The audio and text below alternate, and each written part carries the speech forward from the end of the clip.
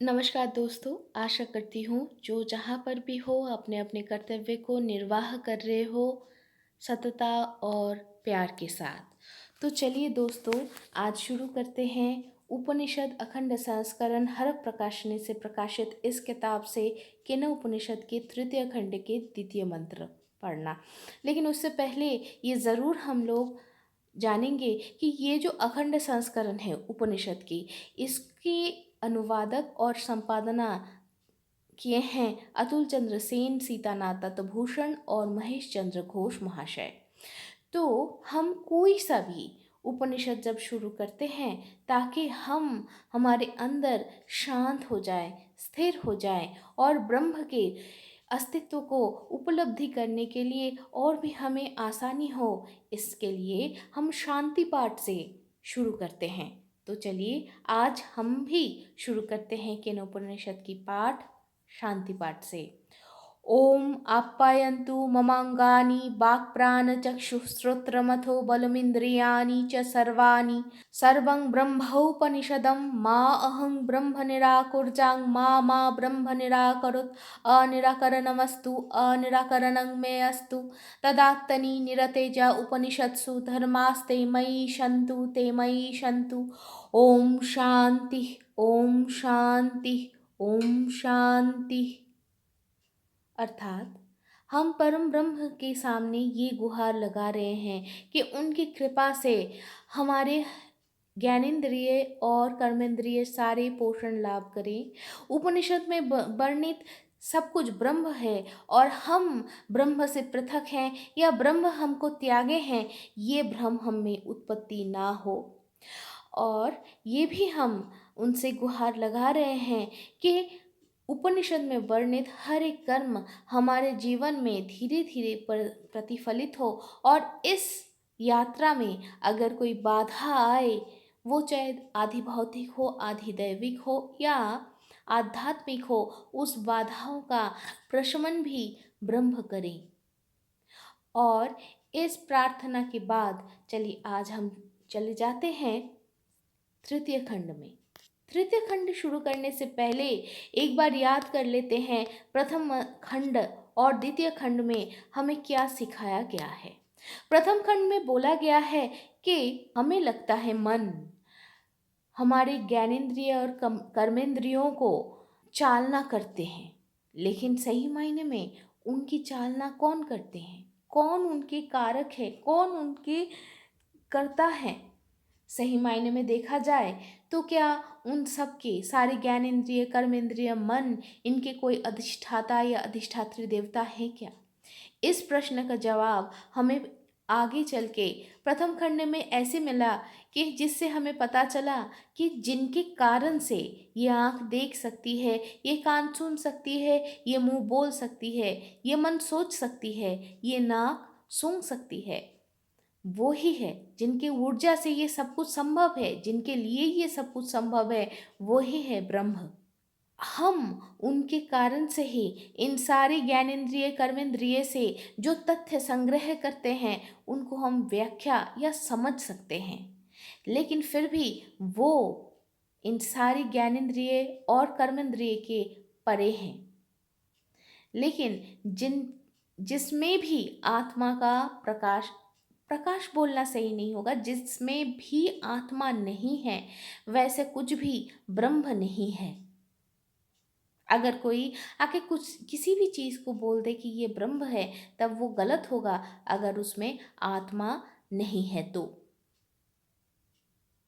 हमें समझाया, हमें बोला गया, इसके बाद हम कितना समझे हैं वो समझ हम तभी मात्र उपलब्धि कर सकते हैं जब हम खुद को आत्म मंथन के दौर से गुजारें। और वो तभी होता है जब सामने गुरु हमारा लगाम खींच के पकड़े और बोले, भाई बहुत दूर आगे बढ़ रहे हो, बड़ा एक छलांग लगाने जा रहे हो, पहले समझ लो सही में कितना शक्ति प्रयोग करना है, कितना तुम कितने पानी में हो।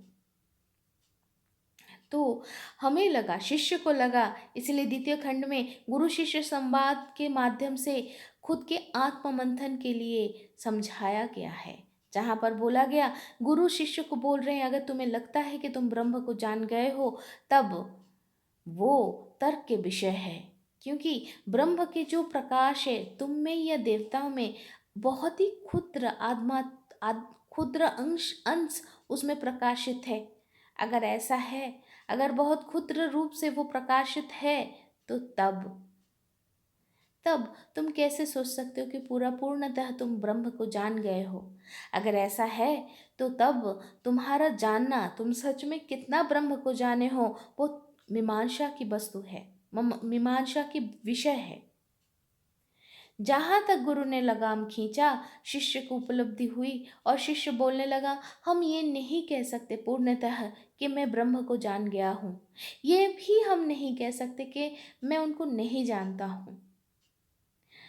विद्वज्जन कहते हैं कि यही स्थिति सही मायने में हमें बोध करवाता है कि हम कितना जान पाए हैं और कितना जानना बाकी है, और उसके साथ ही साथ यही जानना परम ब्रह्म है।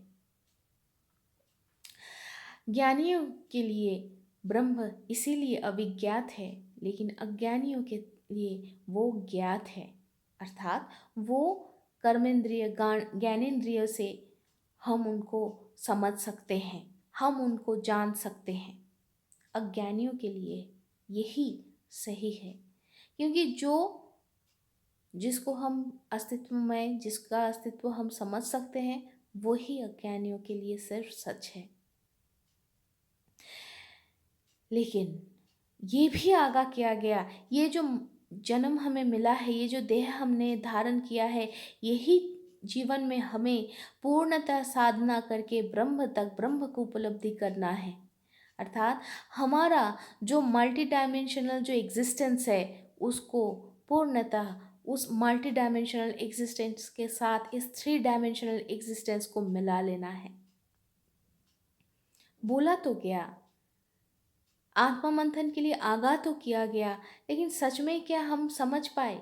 हमारे पास तथ्य तो आया, लेकिन हम क्या उसको सही मायने में तथ्य के जगह पे हम लोगों ने क्या सच में उसको ज्ञान में परिवर्तित कर पाए हैं क्या? तो ताकि ये आसान हो, इसीलिए तृतीय खंड की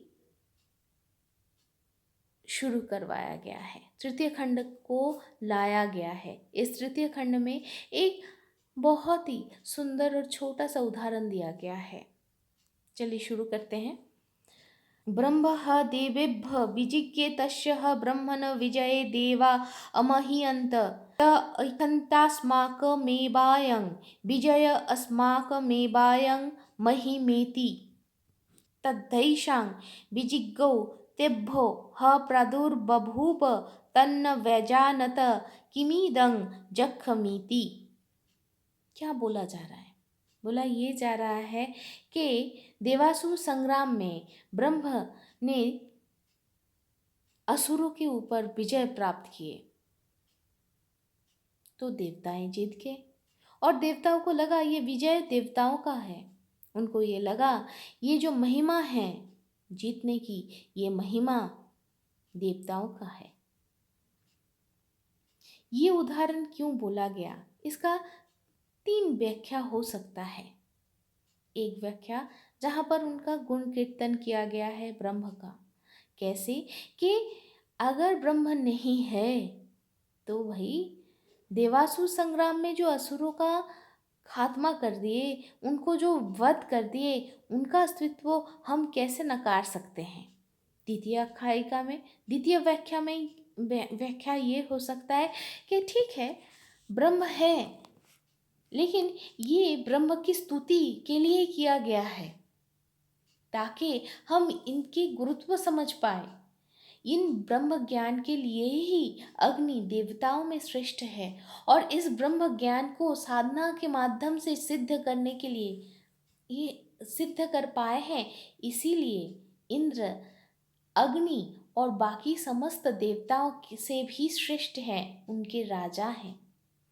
और एक व्याख्या ये है कि भले चाहे अग्नि देवताओं में श्रेष्ठ है, या देवताओं के राजा राजा है इंद्र, लेकिन फिर भी उन्हें भी कष्ट करके ब्रह्म को जानना पड़ा है। आसानी से वो भी ब्रह्म को नहीं जान पाए।